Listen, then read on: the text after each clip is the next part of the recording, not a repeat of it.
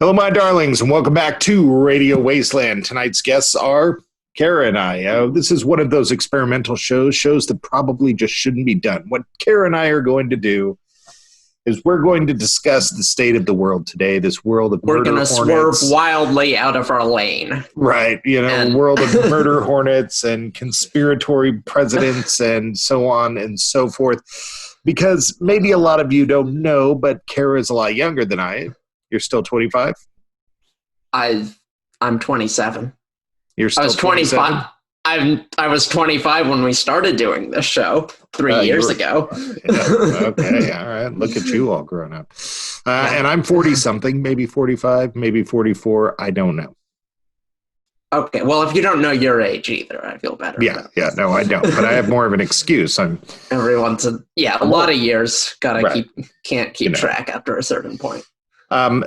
So I've been saying to myself, hey, maybe this isn't a great idea to do this show, because the way I see it is you're going to get hated on by the more conservative older listeners, and I'm going to get cancel cultured. This is the way that I see this ending up, is that both of us are the bad guys. But likely.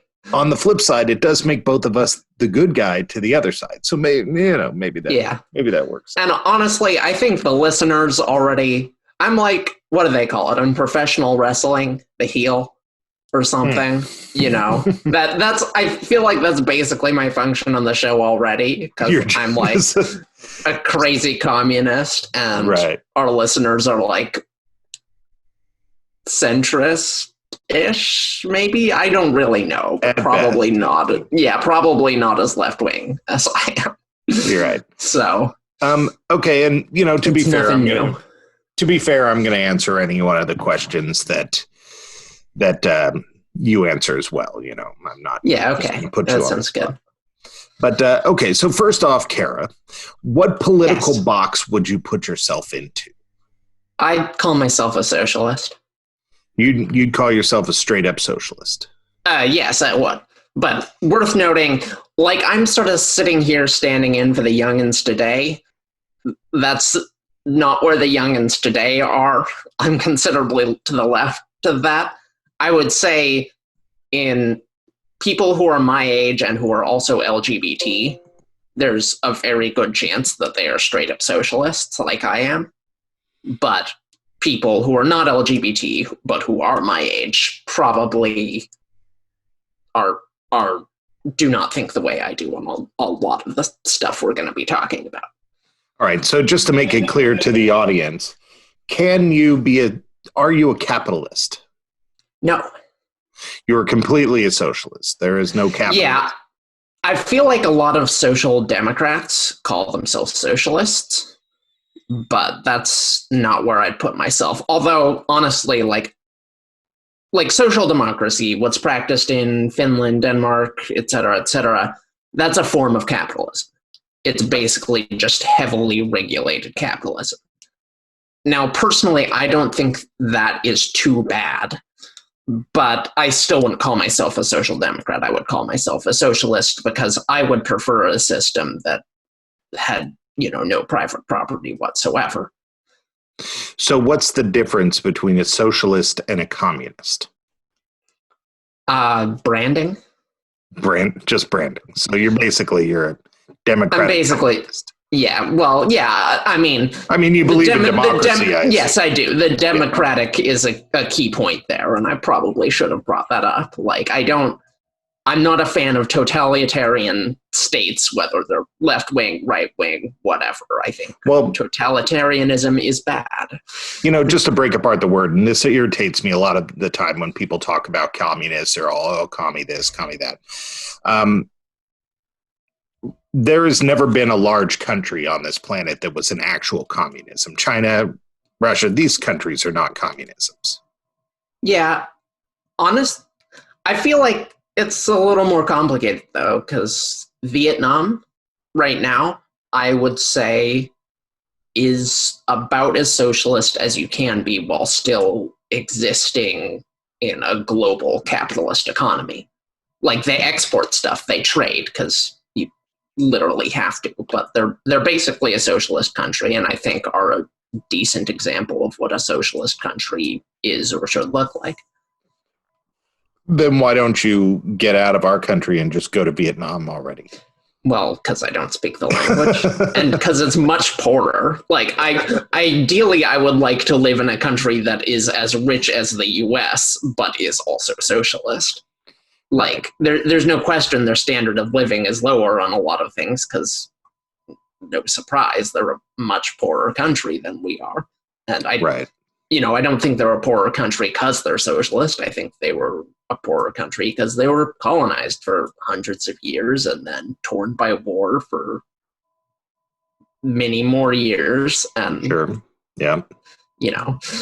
And right now they're doing about as well as they can for their size and the fact that capitalist countries don't particularly like them. Yeah, so my answer to this is a tough one. I'm not sure what box to put myself in. Do you have any idea what box I should put me in? What would you consider me? Well, I guess I don't really know. When I describe socialism, I just say basically I want the same world we live in right now. I just want every corporation replaced with a co-op, basically, and a couple other things. Like, I don't think landlords should exist. I think. Now, is that co-op run by the government in a socialist fashion, or is that not necessarily? In some conceptions of socialism, it is. Personally, I don't particularly like that. I'm more of a market socialist. So there is some level of free market going on. Yeah, I think the free market is good. I think you can have the free market in a socialist economy. I just think, if you work for a company, you should get some ownership of it. I think the way companies are run today, which arguably has a lot more effect on us than the way the government is run, is, not democratic at all. It's not democratic by design. And no one expects companies to be democratic, but I think they should be. Because I think, you can get fired for saying something on social media about your company. They have huge control over your lives. They have huge control over the world, over the resources, over the environment. So I think they should be democratically run, just like everything else that is at all significant to our planet or to anything at all. Yeah, I agree with that. I was, before Trump got elected, I really felt that the world was, our world, the United States, was just about in line and ready for both sides to agree that corporations were the problem. Because even, on the left, I understand why corporations are a problem. I mean, sure. It makes perfect sense on the left. Corporations are a problem because they lobby the government. They control things with money. Money is all power, and they basically exploit people. Well, I think the right has a problem with that, too. On the right, corporations should have a big problem with people on the right because of free market, because of monopolies and basically keeping the little guy out. Everything, I think we've discussed this on here, everything has big in front of it now. You can't start any sort of business, larger business, without massive regulations that are stopping you from starting a business. There's not regulations on how you get to do and what you get to do. There's regulations on you just getting started in the first place. Well, so do you think that every corporation should be a co-op? No, I'm actually not opposed to it depends on what big business is considered. I'm opposed to massive conglomerates, but I mean a big business. So you would be in favor of limiting the size of companies, but not changing their overall structure. Is that fair to say? I'm a big fan of enforcing antitrust and monopoly laws. Absolutely. Right. Okay. Well, then, so I wouldn't call you a socialist. No, I'm definitely not. You believe in private, private property. Well, I am a private business owner, and I do hope to own land. One of my dreams in life is to dig a hole and know that I own that nothing. Yeah.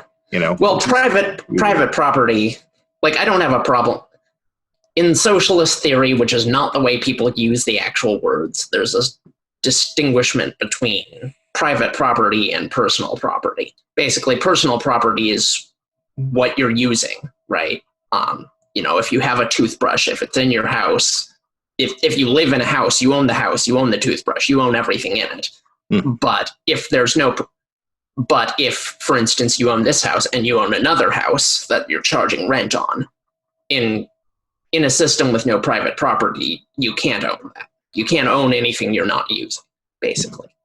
So, which I think is a good idea. Although, obviously, you can see how it would become nebulous at the edges. You can see how there would be lots of, exceptions and stuff. And this is just the theory. Like, obviously, it gets much more complex when you get Yeah. I mean, I could easily sit here and poke holes in it, and you would go, well, I'm not sure how we would figure that out. But frankly, I could do that with the current government we're running. And, right. So, I'm just running conceptually. I'm not running argument. Right.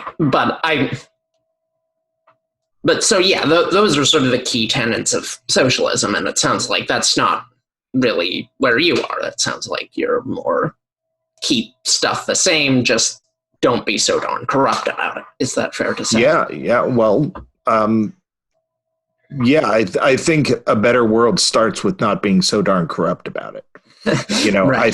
I think everything else will fall into place with education and with morality and stuff like that. And I don't mean Jesus morality or religious morality. I mean morality of citizenship, that my neighbor is next to me, my neighbor is the second best guardian of my home, and I need to be aware of that. My neighbor needs to be aware of that. And regardless of what kind of food they cook or what they look like, we need to realize that our neighbor and I are obviously not all that different. We live in the same kind of home, in the same town, work in the same kinds of jobs, in the same world. Sure, maybe there might be religious and spice differences, but outside of that, there really aren't that many differences. Dirty human lovers. Right, so I have a hard time putting myself into a box. The only reason why I associate heavily with the left as opposed to the right is social liberties. Sure. I believe that, any person should be allowed to do whatever they want as long as they're not harming another person. You can even harm yourself. I think I believe in the full legalization of drugs. I think I believe in... so do I, definitely. The full legalization of just about anything. And I don't think that religion is, one of my big problems in this country. And everybody says, oh, this country was founded on God. Every country was founded on God in 300 years ago, or 7,000 years ago. Right. Every country, like literally every country, that if you're an American, basically part of the agreement to be a citizen of the United States is that it's United States first, then your religion. Now that's going to piss a lot of people off, but the idea that you're going to let other people in and then try to tell them to be different, don't get me wrong, you got to follow the laws. I think ultimately this is terrible. A lot of people this is going to piss them off, but I think I'm a globalist in the sense that I think all people should have the same freedoms. I'm all about America. I totally support America. I want to make America a better place. Whether it's a crap hole now or the greatest place ever, you always want to make it a better place. It's the place where you're from. But I also care about the way women are treated in Iran. If I'm going to sit here and say that I only care about myself and I don't care the way their governments go, I am a globalist. I do think that the people in Iran should have the same freedoms that we have here. Yeah, and I guess that should be a goal of us. Now, I don't think we need to militarily do it. Right. I think exporting freedom militarily in ways that coincidentally make massive bucks for American corporations and don't really make anything for the actual people is not great. But I think in theory, there is a way to do this. And I would call myself a globalist too, because I think socialism can't be full socialism unless every country is socialist, basically. Right. Which is, fine, but there's always going to be hierarchies, capitalist contradictions, that kind of thing that seep into socialism if you have to deal with capitalist countries. See, I don't see socialism as really being an option because we haven't solved the corruption evil factor yet. You know, I see that creating narrow pathways to leadership for shady shit. Well, I'm not a Stalinist. I mean, I don't... Well, no, I get that. I'm just saying... Socialism doesn't have to be heavy-handed government committees decide everything. Socialism... Personally, if I were redesigning the U.S. from the ground up, I would, do the economic reforms I mentioned before, but I would get rid of Congress and just have a direct democracy. Everyone votes on literally everything. And, if people are uninformed, then probably the first thing they'll vote to do is give themselves more time to figure stuff out. And give themselves. What about the Constitution? Would you get rid of? I hate the Constitution. I get rid of it. Who cares? Yeah, but you can't. A direct democracy without a line drawn in the sand is very, very dangerous. I mean, you would have a constitution. You would just not have the Constitution. I see. Okay. I mean, you would have rules. You would have a Bill of Rights, which is the thing that I do like about the Constitution. We have a great Bill of Rights. I think, we just would need have to stuff like enforce that. Right. You would have executives. You would have courts. None of that stuff would or should change, in my opinion. I just think we have the technology now to make that we no longer need representatives. And so I think we can all be our own representatives. This is one thing that frustrates me in these conversations, and I know you get this concept, but I'm going to throw it out there for the audience. One thing that tends to frustrate me in these conversations is what should happen now and what should happen in the future. I'm pretty much coming from the now angle. As far as in the future, I like to refer to myself as a federationalist. Okay. Which is basically the governments from Star Trek, Oh, okay. Yeah. Which is basically a communism or a socialism. I would like to get that is literally point. What I was just describing. Right. I would totally like to get to that point, but I was thinking more in terms of the now as to what I am. But yeah, I think I agree. In the long run, I think that, well, frankly, I think we're two inventions away from not needing money. Basically, if we figure out perpetual clean energy, and if we figure out how to rearrange atoms to create food out of our crap, those two inventions. I feel like that's more than two inventions. No, I don't think we're a huge. You just don't invent them. What? Unlimited clean energy, maybe, or nigh unlimited, but the rearranging atoms, I don't think any indication that we'll be there in less than a century. Century is not a long time. I think it will take us longer to adjust to that world than it will take us to invent those things.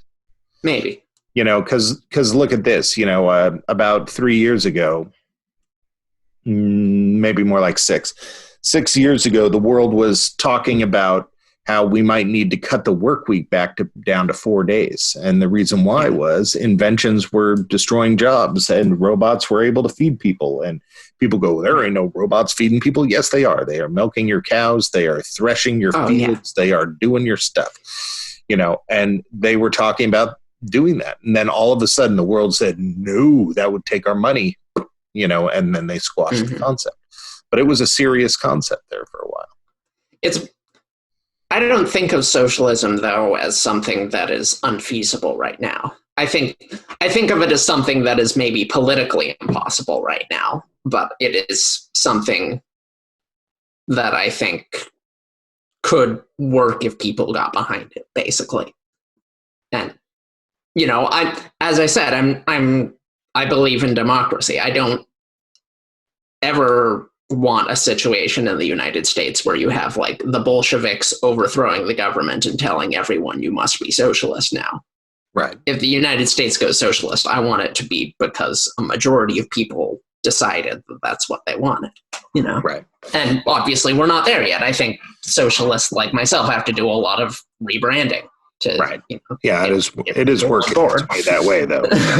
Seem to be working that way. All right, so the coronavirus. Sure. Yes. What's your initial take on the coronavirus? That it's bad. So you think it's real? I'm anti-coronavirus. Do you think it's real? Yes, I think it's real. All right. But this is one of the things facing the world right now, and there are so many different beliefs, so many different attitudes towards it that. Right. Well, it's crazy that it's gotten sort of politicized, because in other countries it really hasn't. Well, that's not true. In a lot of Europe, they like to act like they're better, but kind of it's politicized there too. But like in Asia... Is that a microaggression against Europeans, Kara? Screw Europe. They're awful. All right. No, they're fine. I'm just riling them up for literally screw their no reason. swimsuits, though. Yeah. All right. What was I saying? No, I think it's real. I think it's bad, and I think right now our discourse is save lives, save the economy, and there's a lot of like, well, if you don't save the economy, people will die anyway. First of all, not necessarily. Like, death rates probably didn't actually even rise during the Great Recession. There's this idea people have, well, if the economy tanks, people will starve to death. Well, no, not really. We have social safety nets. People's lives will be destroyed, but they probably won't die. Whereas coronavirus has killed, 140,000. But more to the point, it's framed as this choice between economy and lives, and I think that is silly, because if we just open everything up and everyone goes back to work, there will be so many dead that there won't be much of an economy anyway. Right. So I think what we're doing now in our sort of half-assed way, I don't know if I can say that on radio, but it doesn't matter. Well, yeah, we'll figure it out. Is really the only course. Like, I think these lockdowns are necessary. The people who are skirting them, who are flouting the rules, are really only going to be hurting themselves down the line. Well, right. And also a lot of other people. Well, you probably don't know this, but for the past 2 weeks, I have been on a very, very extreme diet because my doctor tells me I am playing with fire. I have high blood pressure, I'm pre-diabetic, and I have just about the highest numbers of cholesterol that most people I know have ever seen. Okay. And so now my diet entails, it's mainly spinach with some other stuff. So you're trapped in your house and you can only eat spinach. Right. So I'm going to come out the other end of this coronavirus. But the point of all of this is that I am one of those people that if I were to get coronavirus, I am likely to die from. Right. I'm one of those people with the pre-existing conditions. And while I am incredibly unhealthy, or at least was up until 2 weeks ago, I lost 9 pounds in 2 weeks. I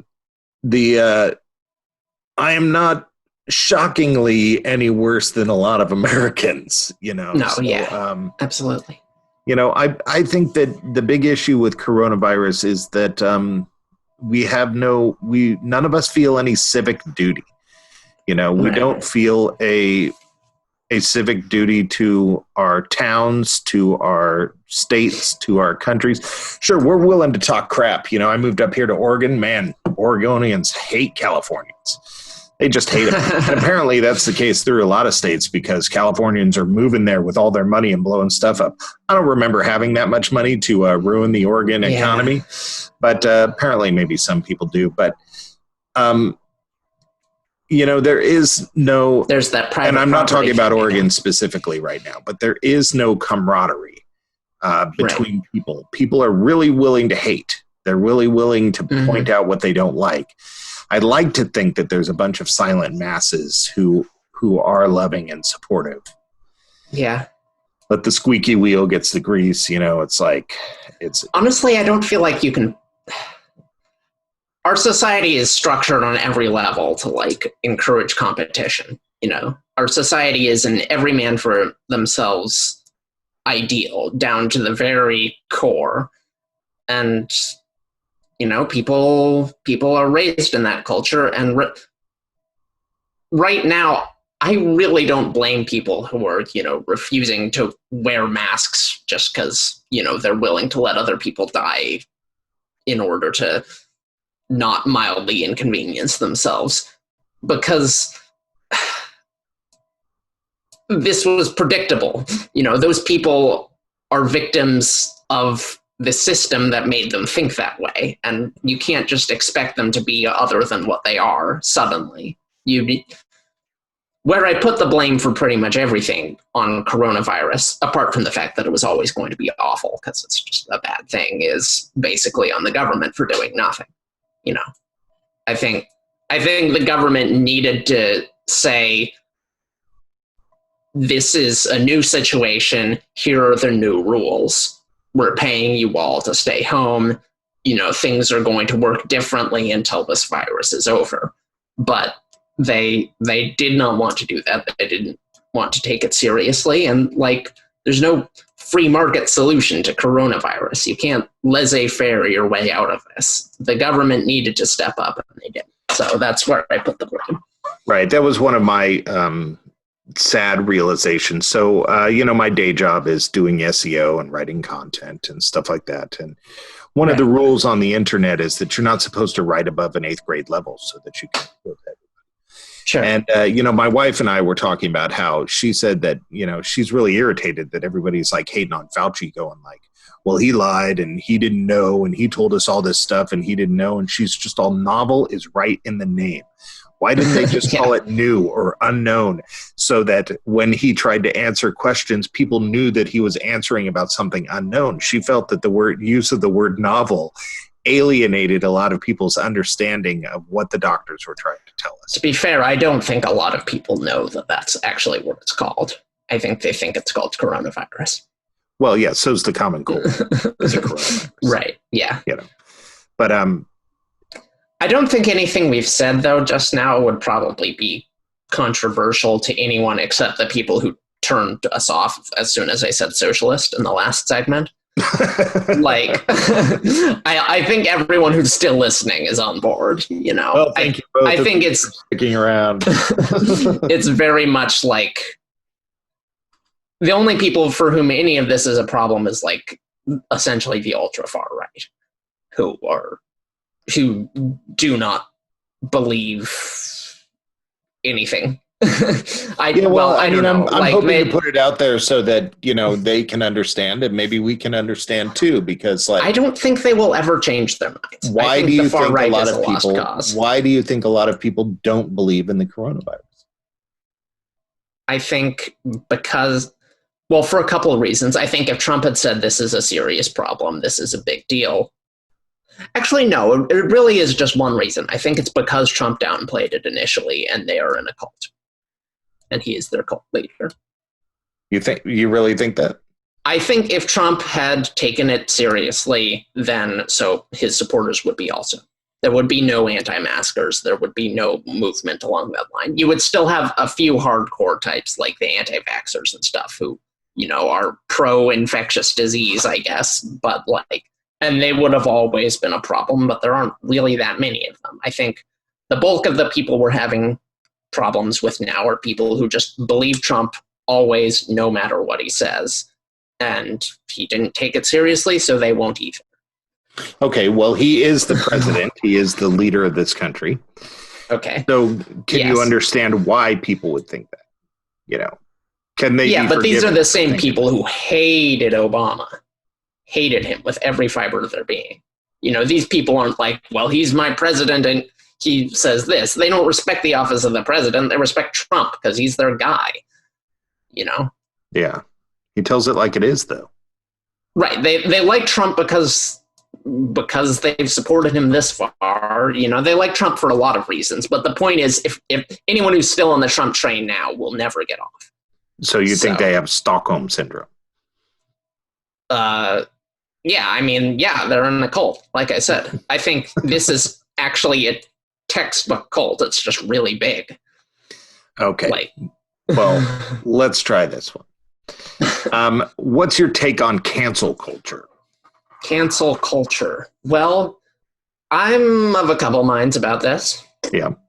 I think the Twitter mob is not great at collecting all the facts before they decide to swarm a person and abuse them. I think, someone says something that's kind of homophobic or something, like maybe not even intending to. This is just an example.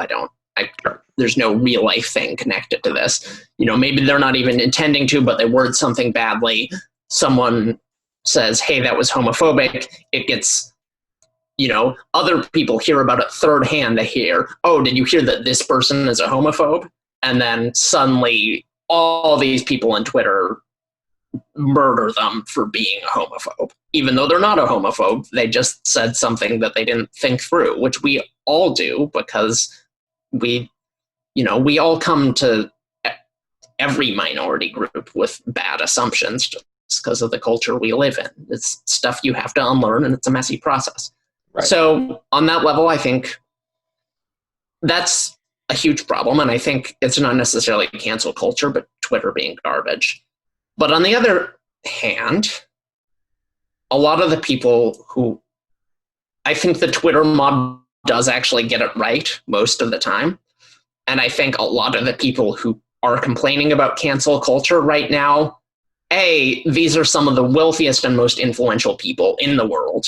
They have a massive platform, and they're complaining because people were being mean to them on Twitter when like they have so much power. Like, I have a hard time feeling much sympathy. Yeah, I hate it. I hate it when rich people complain about it. Like when Ricky Gervais comes on and is like, "Oh, you can't make jokes anymore as a comedian." I'm like, it's just a little hard to take from someone who's so rich, so famous, and like people are still going to his shows. Right. So I think cancel culture is a serious problem for like up and coming artists and public figures and stuff. I think, if you have a popular YouTube channel, I think cancel culture can be a horrible problem for you. But on the other hand, I think cancel culture, the big celebrities, they need to get over it. And, frankly, most of the big celebrities I've heard about who have been canceled for very good reasons when you look into it. So it's like, right. Yeah.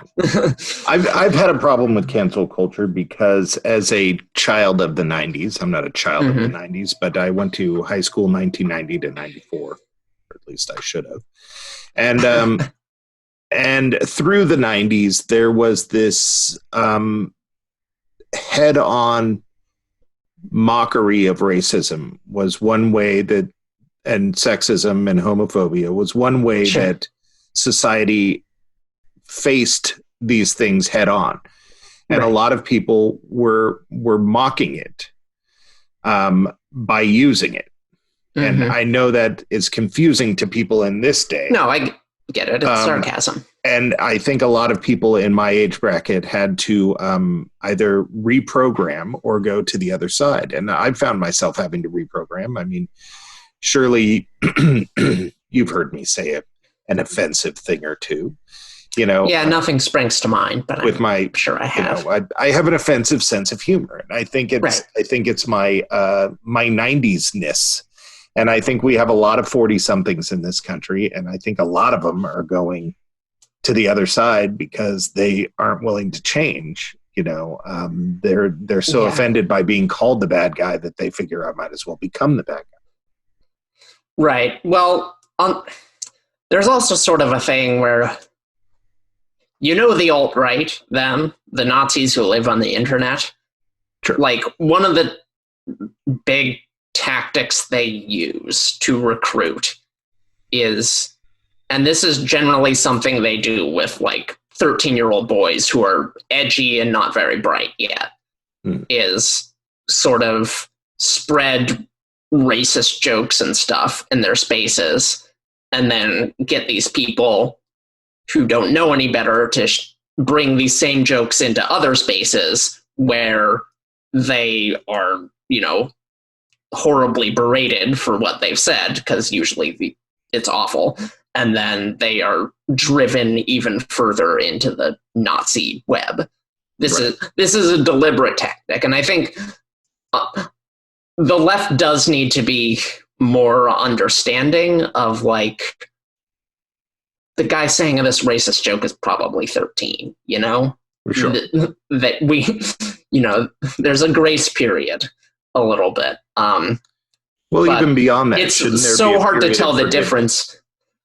Yeah, absolutely. Like, if someone says something horrible and then they say, wait, I didn't mean it, here's what I mean, they should be forgiven, of course, always. And that's a big problem with cancel culture right now too, is people hear the initial thing, they don't hear the apology, and the abuse continues forever. Right. But how far does that forgiveness go? Let's take a case like Louis C.K. Okay. Yeah. Is forgiveness an option for him? Well, in a lot of cases, I'm thinking about people who have said something offensive rather than sexually victimized other human beings. Right, but I'm not entirely sure Louis C.K. was aware that he was sexually victimizing people. Sure. I mean, I think... Don't get me wrong. No, it's shady as all hell. It's totally shady. I'm not okay with Louis C.K. But I'm just saying that I don't think... No, I get what you're saying, and that's kind of a tricky case. Personally, like, I would forgive him, but I wouldn't tell anyone else that they have to, Right. If you're a sexual assault survivor, you don't have to uncancel Louis C.K., Right. Yeah, that makes sense. That's so, fair. Yeah, fair answer.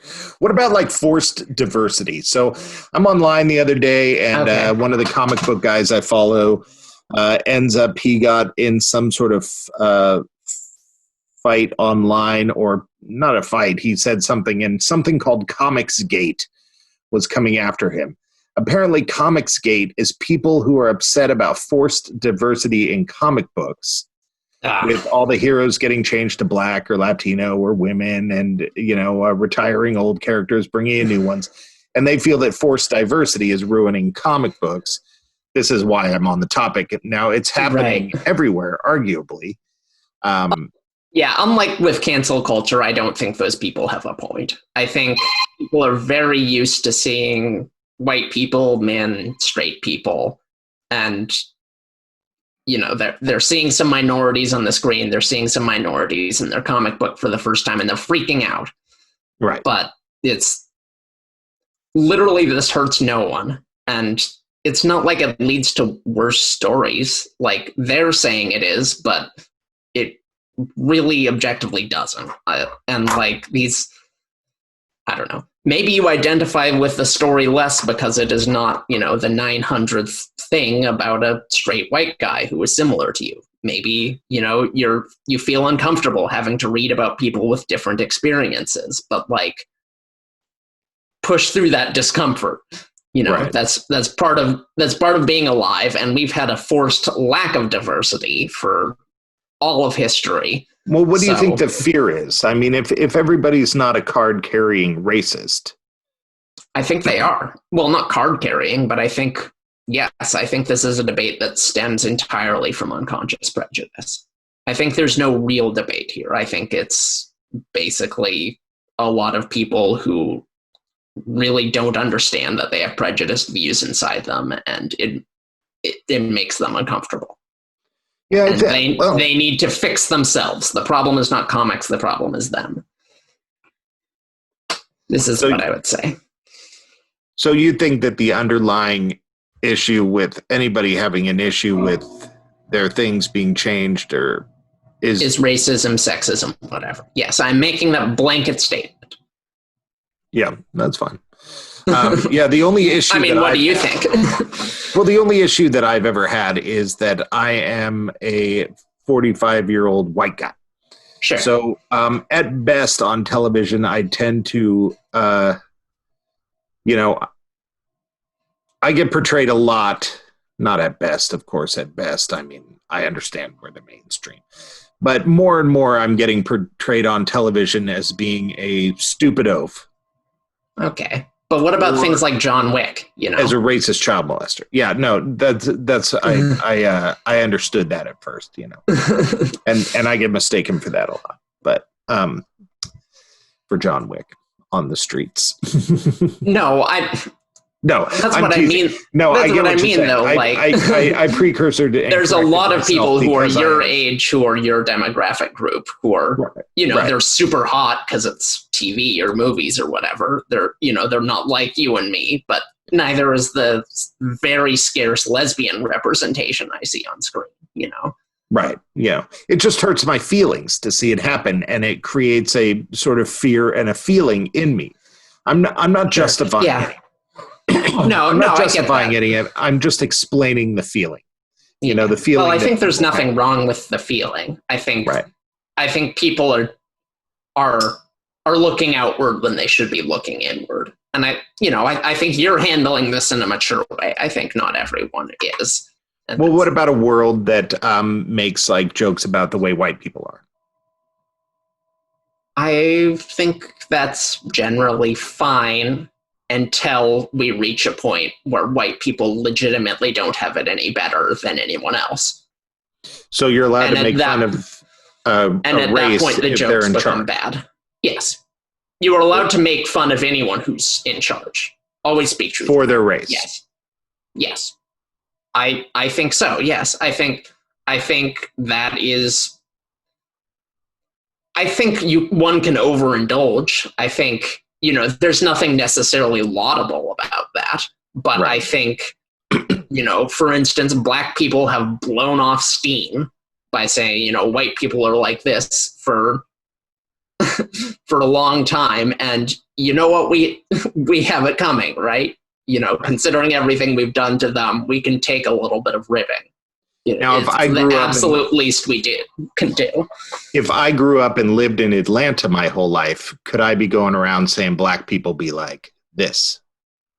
Well, that's kind of up to you. Like, people don't know on an acceptable level. People don't know by looking at how large of a macrocosm or microcosm. No, I get it, and this is sort of the Quentin Tarantino situation. Who I believe, I forget where he grew up, but it was in a predominantly black place, and he sort of grew up enmeshed in sort of black culture, and yet a lot of people still like have a problem with him. His character's writing, him acting people saying the N-word, him writing people saying the N-word. People have a problem with that, even though arguably that's part of his culture. But like, he's a white guy, so. Honestly, I don't know. I'm not like, I can't be the arbiter of this. No. I understand. I'm just picking your brain. I don't. No. I get that. That does bring me to a good. The answer I'm telling you is I really don't know when it gets kind of murky like that. It's I don't know. It's a totally acceptable answer. But people having a problem with Tarantino writing the N-word is a weird one. Right. So basically. And it's not that many people. If I wrote a story that had that sort of subject matter in it, I couldn't write the N-word.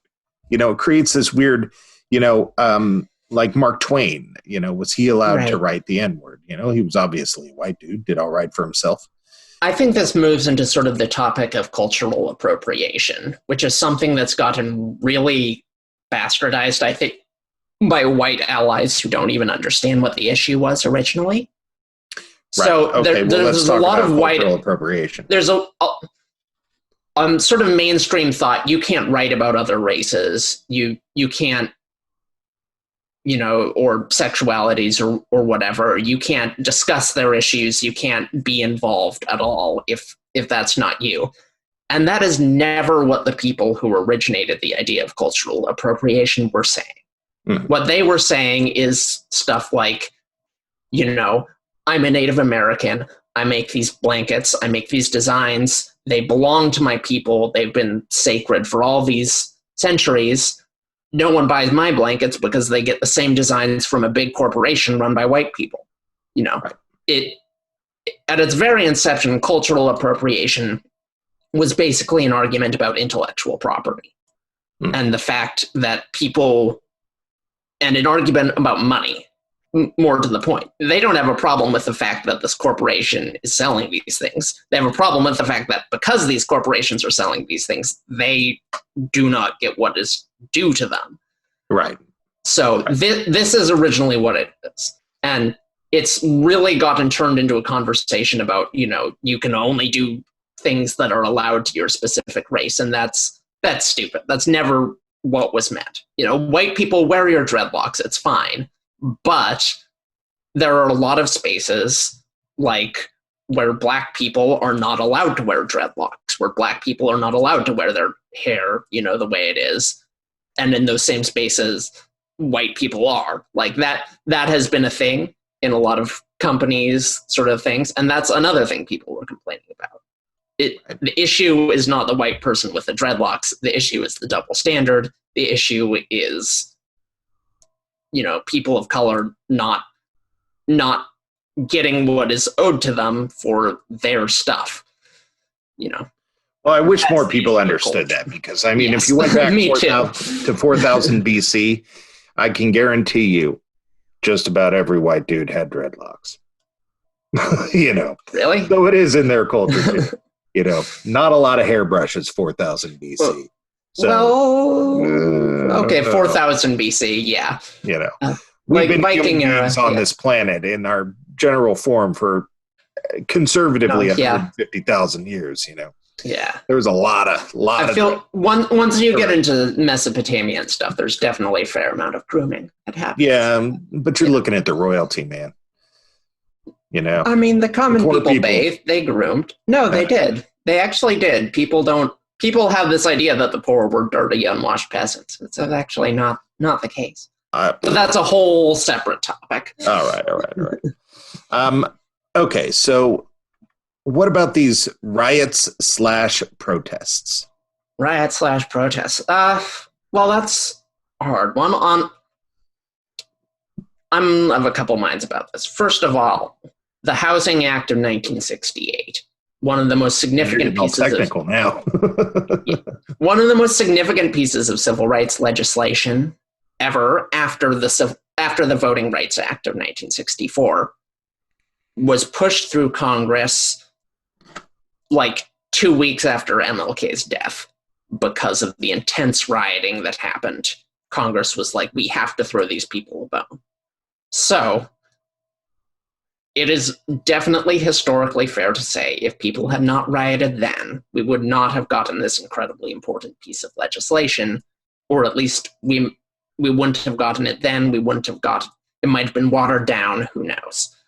So I think riots have proven themselves historically to be a good tool to change things quickly in a way that it's obviously lit a fire in the tailpipe of the world that we're currently in. As cities, states, etc., all around have changed things very quickly. And this was not on their agenda pre-George Floyd.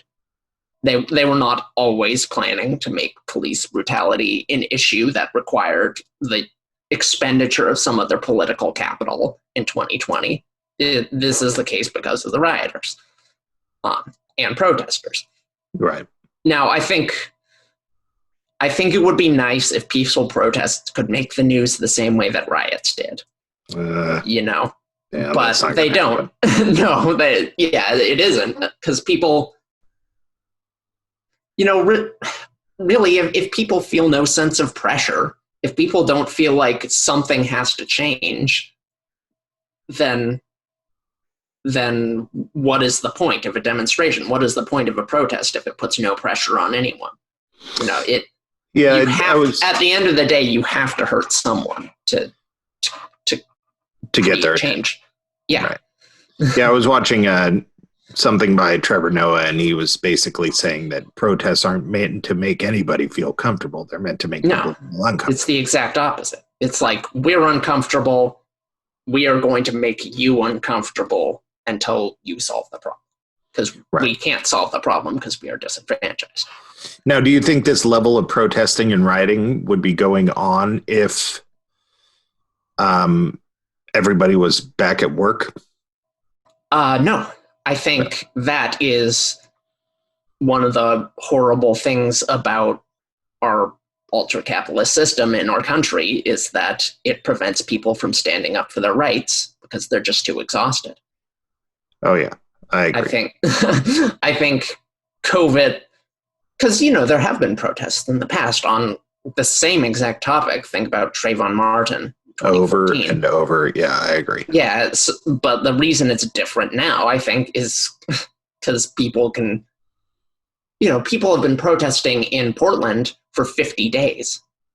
You can't do that when the economy's, you know, normal. Like, right. You have to go to your job. You can't protest all day for 50 days. Well, not all day, but like every night.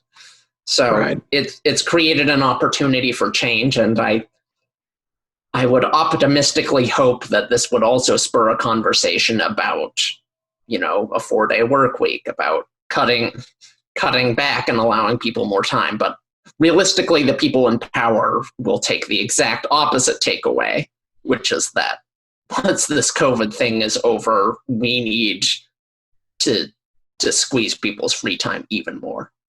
Well, yeah, because our economy works off of money moving. You know, right. That's the way the economy works. As money moves around, you know, that's why people don't like the ultra rich sitting on all the money. Right. You know, you know. Yeah. So what about defunding the police? This is a term that I feel really, once again, is a problem with the vocabulary in our country. Well, it is and it isn't. It's a term that's sort of gotten co-opted by centrists to mean stop over-policing Black communities, which I think is a good thing. But defund the police is a cry that began on the far left, and it means defund the police. It means have no more police departments. I don't know how I feel about that, mainly because I haven't really done the research about the far left idea. How I feel about stop over policing Black communities is, yes, obviously we should have stopped doing that a long, long time ago. But so it's taken on two meanings. It has its original far left meaning, and it has its more palatable, slightly sort of center left meaning now. That's sort of co-opted the conversation. But yeah. Well, I think the co-opted attitude is a good one. You know, that's probably going to piss a lot of people off. And that's my problem with the term defund. Right. Well, it was not originally a term that was intended to be palatable to. Right. I think we need to reallocate funds. You know, up until all of this happened, you know, police were complaining that they would get called about domestic disturbances over and over that were nonviolent, that they were getting called about dogs. You know, why are you calling the police about a dog? You know, I think those funds should be reallocated to things that address those problems. Absolutely. Yeah.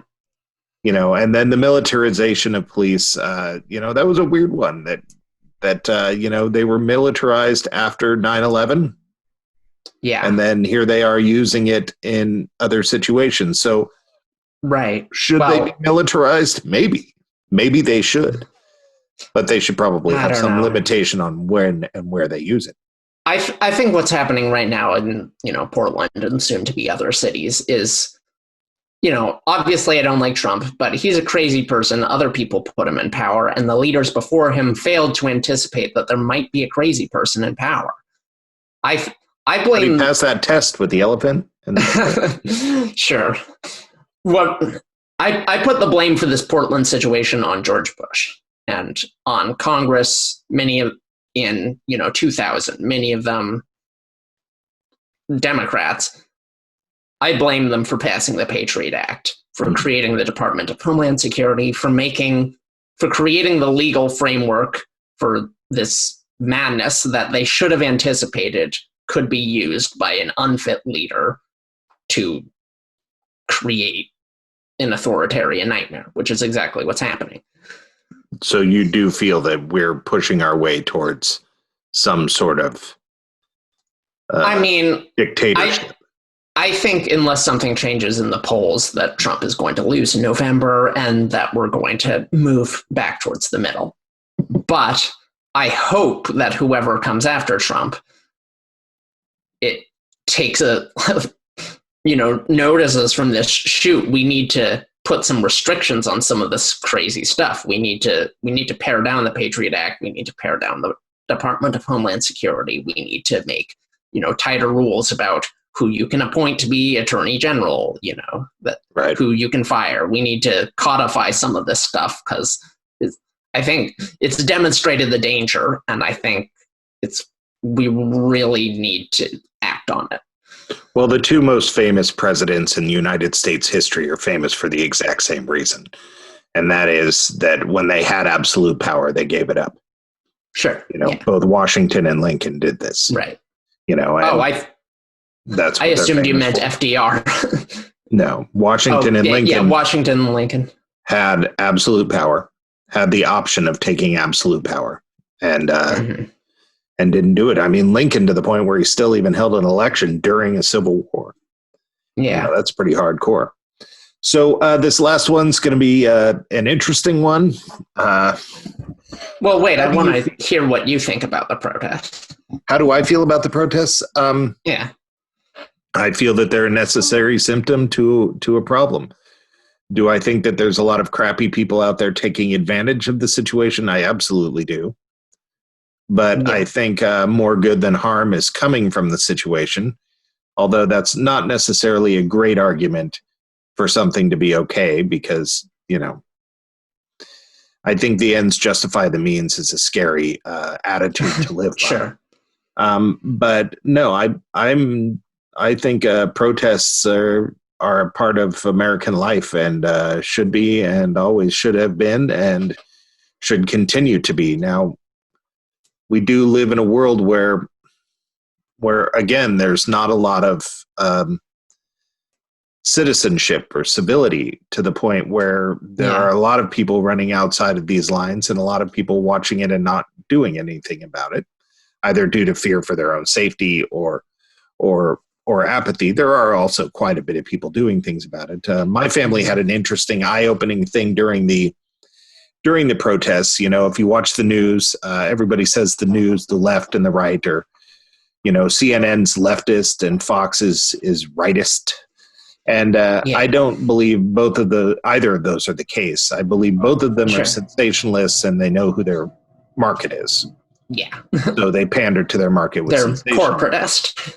Right. And so during the protests, we started watching Facebook feeds on our TV of people actually walking in the protests, and standing outside of the burning buildings and, all sorts of stuff. And it was a lot less scary than the news would have. Yeah, it's a pretty different story. Yes, it was a very different story. So, yeah.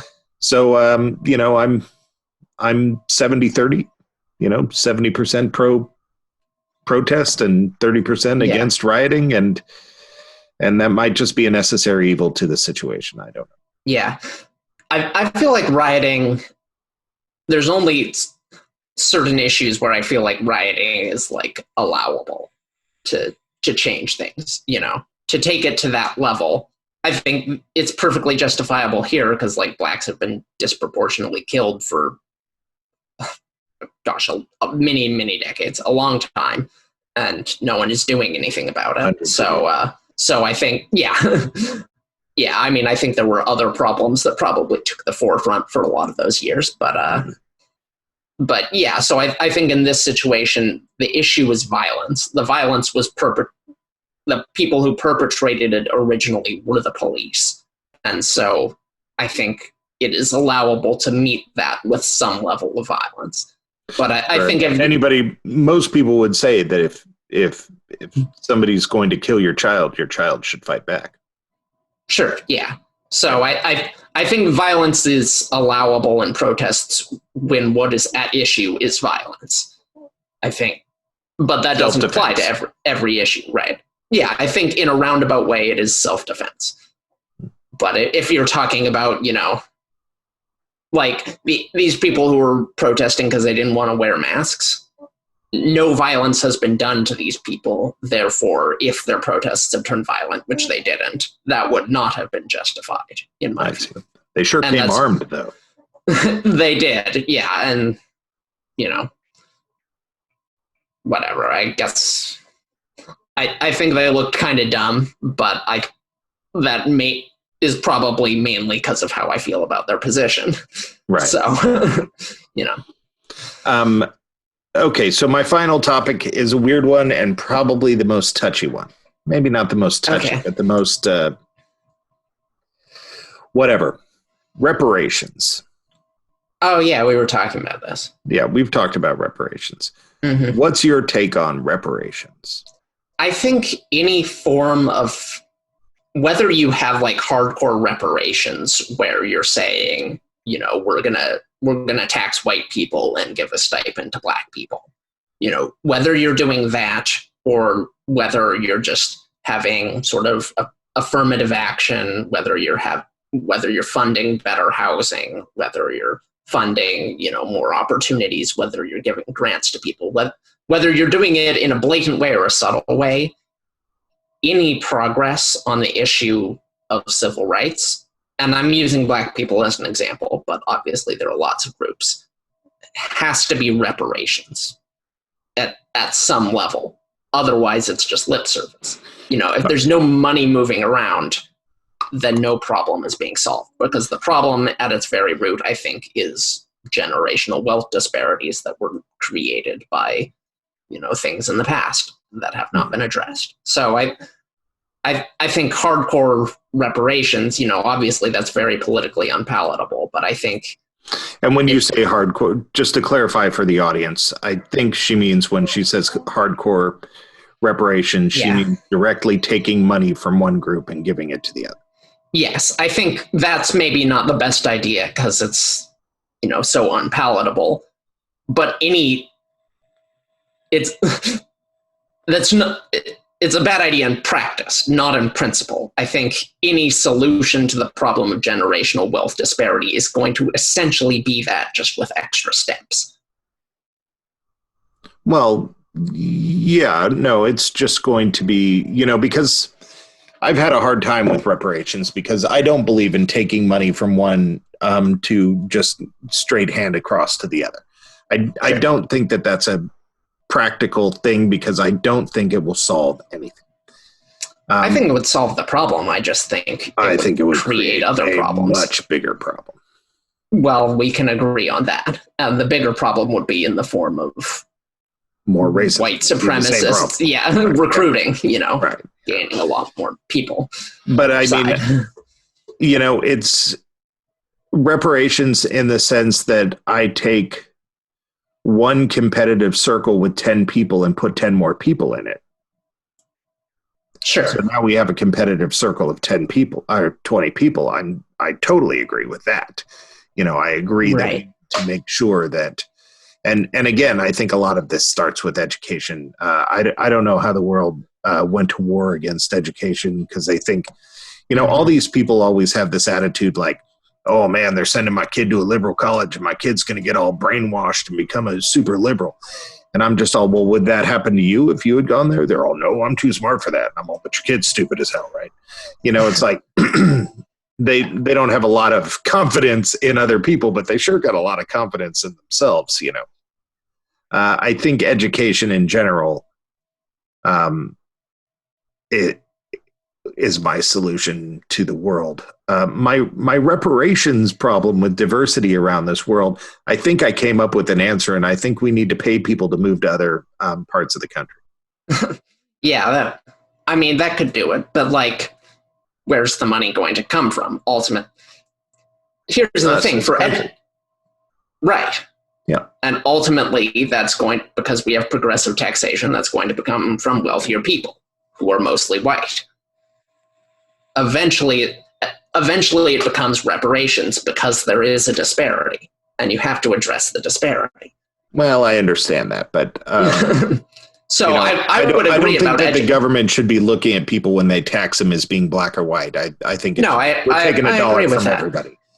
One thing I'm offended by the government is that they view my wife and I as a different type of entity because we're married. I mean, if anything, I think that's the world stupid. should view me as a lone individual, it should be the government.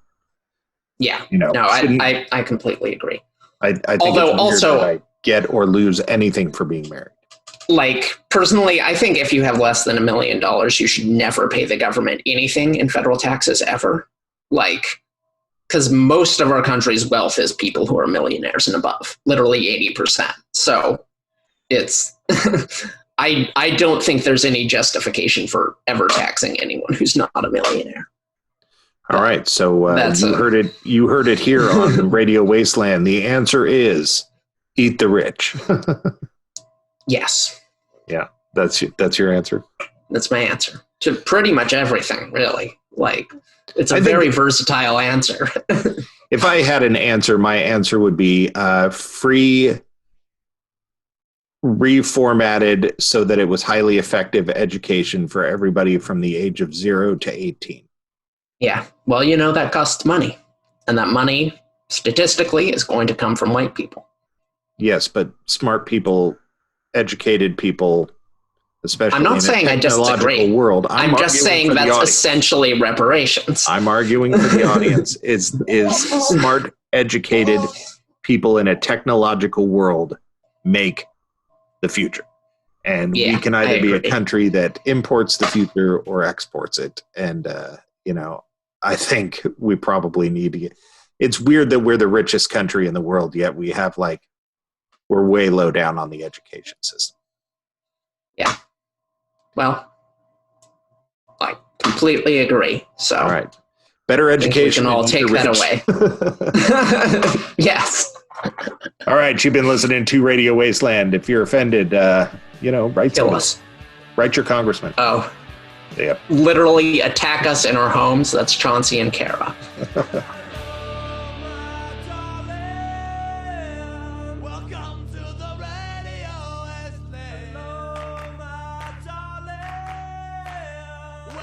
the